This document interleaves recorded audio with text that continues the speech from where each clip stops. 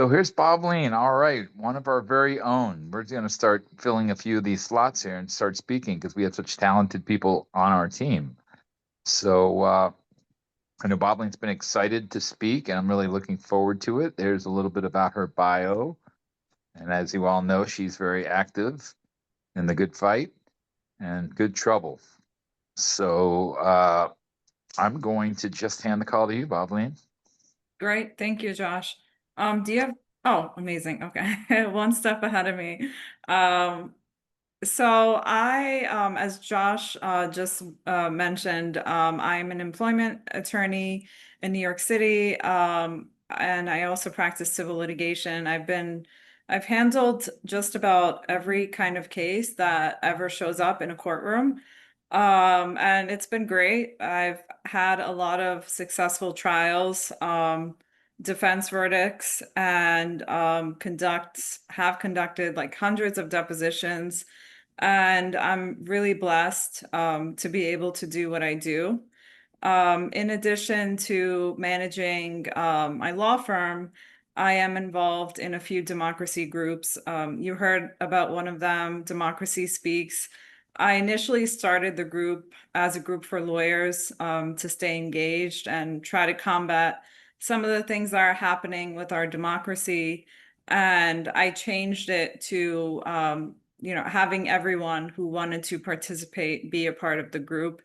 And it's really been a wonderful group, and we've really made some substantial changes. I've been writing to ICE facilities. I've been getting responses. I've been getting responses from congressional representatives asking how I can help them restore democracy. So it's been amazing. Um, I'm also on the leadership team of Renew Democracy, and we do a lot of great things and unite a lot of great people. And we've had wonderful guest speakers, and we've really engaged people. And we haven't been around for that long. I think it's been less than 6 months. And I feel like we've really made some really great strides and really impacted and touched a lot of people. So very honored to be part of the leadership team. Um, Next slide, please. So why are we talking about well-being, physical and mental health in a pro-democracy group? And the reason I think it's so important to talk about this is I feel that if your mental, spiritual, and physical health and your well-being are prioritized, you have the space for other things, such as working to restore democracy. When you're tired, physically exhausted, mentally exhausted, depleted, it's like you have an energetic stop sign up that's saying no, let's let things stay the way they are, and I don't need any more on my plate, and this is as much as I'm capable of handling. And that's exactly how your life is going to be. You're going to go through the day to day, work your hours, whatever those are at your job. You're going to go home, and then it's rinse repeat, and that's going to be your life. And if you're really looking to make a contribution towards something that's bigger than yourself, you need to have the capacity to do it. So that's why we're going to talk about some strategies and techniques to make some space for dealing with what's happening now. A lot of this is new. Many Americans have not been through it. You turn on the news and you're flooded with violent images. You're seeing ICE agents take away mothers from their children. You're hearing about shootings. You're hearing about a whole host of things, and you just want to, zone out and tune out. And that's exactly what we cannot do at a time like this. In fact, we need to do the opposite. And it's just about empowering yourself so you can empower other people. I think in all the years I've been practicing, and even with all the wins I've had, I still believe that I'm a tool for my clients. I don't believe that I actually win cases. Like my name is on the cases, but I feel like my job is to empower my clients to feel like they can win their cases. So when I have a deposition or when I'm preparing someone for trial, my main job, of course, it's knowing the law, and I explain that to them. But my main job is to inspire them to get out from under the mess they're in. I'm mostly in defense cases. So, next slide, please. So I want to talk about some strategies. And I think most of you know this or know these strategies. We all know that we have to eat well. We all know that we need to stay off our phones and, get a good amount of sleep, but we forget and we need reminders. And sometimes when you fall into bad habits, you kind of get stuck and it's really difficult to get unstuck. So every once in a while, you just need someone to poke you and say, look, that these things are really important. And if you're not doing these things, it's really depleting you. So mental health, make sleep a priority, stick to a schedule, make sure you're getting enough sleep. Blue light devices, phones, keep them away before bedtime. Practice gratitude, remind yourself daily of things you are grateful for. Be specific, write them down or replay them in your mind. I actually read some studies that said that if you practice gratitude, you literally rewire the circuits in your body. So when you're exhausted and you remind yourself of things you're grateful for, you literally can increase your capacity to do more.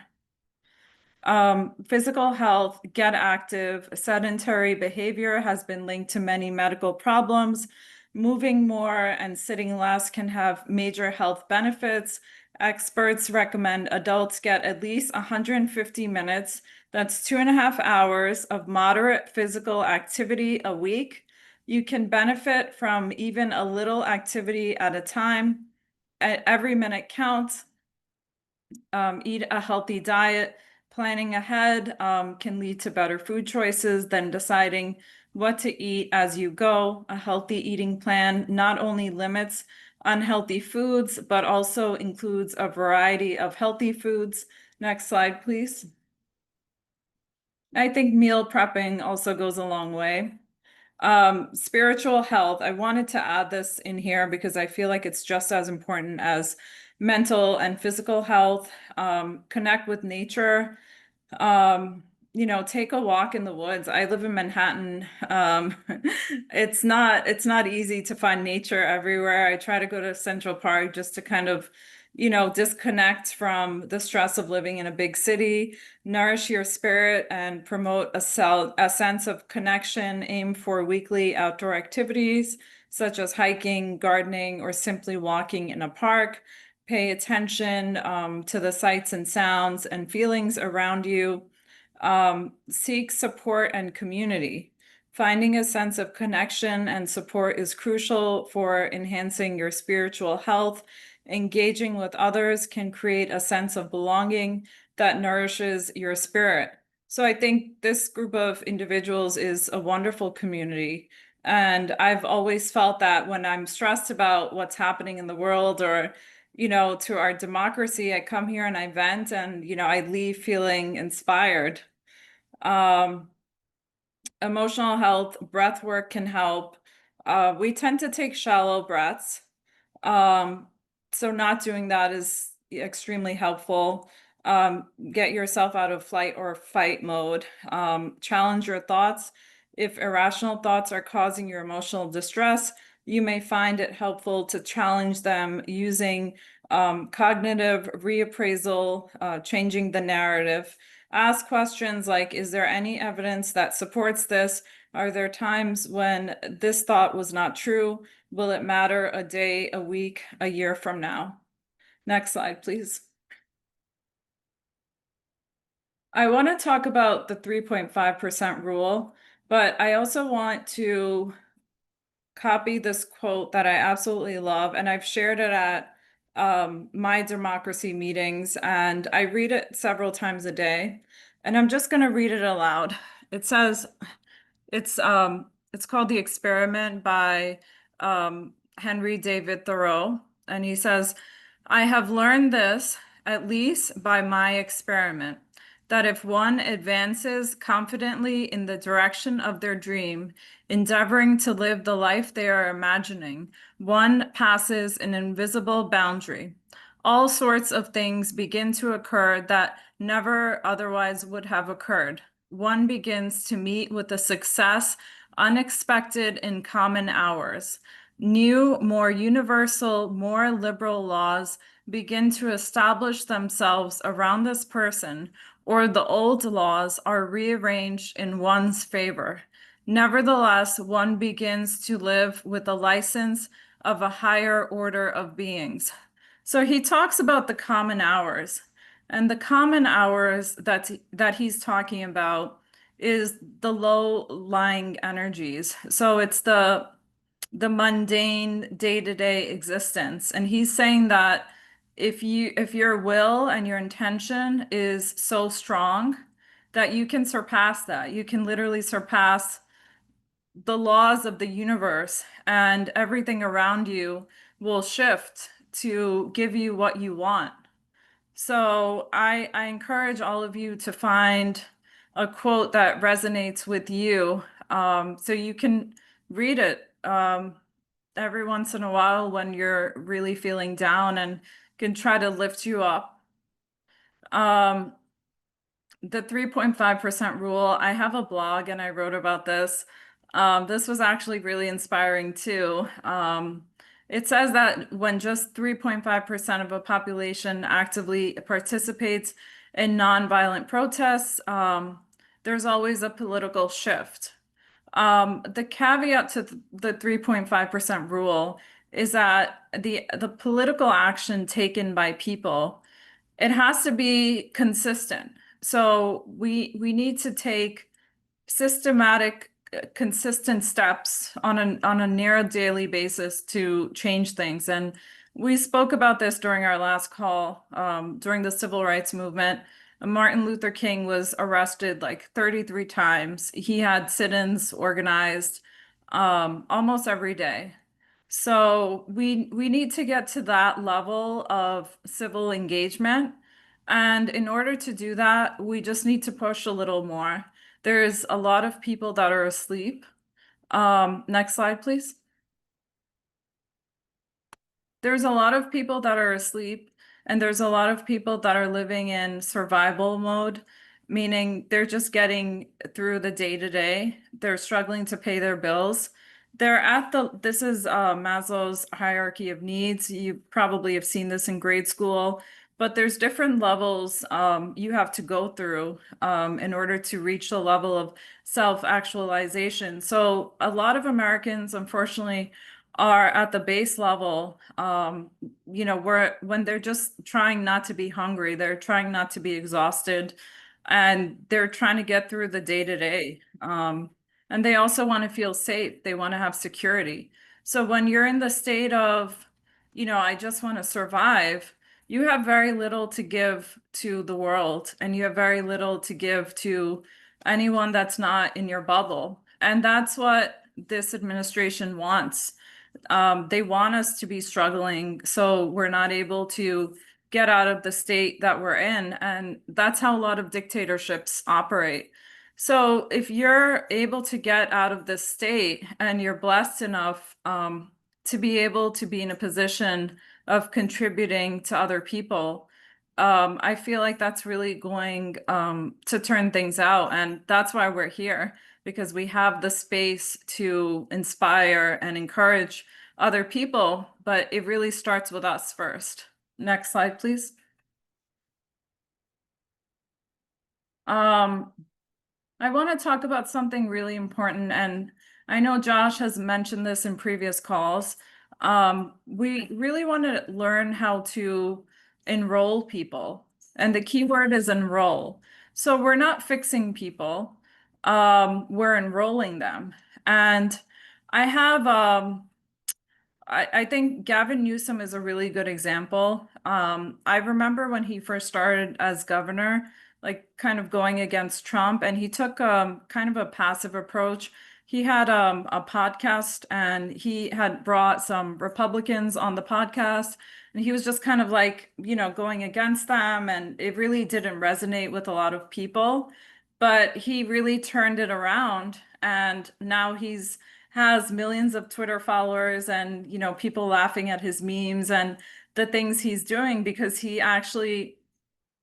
doing three things. He's energetic. So he's excited about opposing the current administration. He's creative. He has a shop set up, that mocks the merchandise the Trump administration's selling, and he's himself. So he's being funny, and you could tell he's enjoying what he's doing. And I'm gonna attach, he recently made like a very funny video about all, I don't know if anyone has seen it, about it shows Trump in like very compromising positions, like he got attacked by an eagle at his office, and he dropped a trophy. So it's really funny. I just dropped a link in the chat. Um, next slide, please.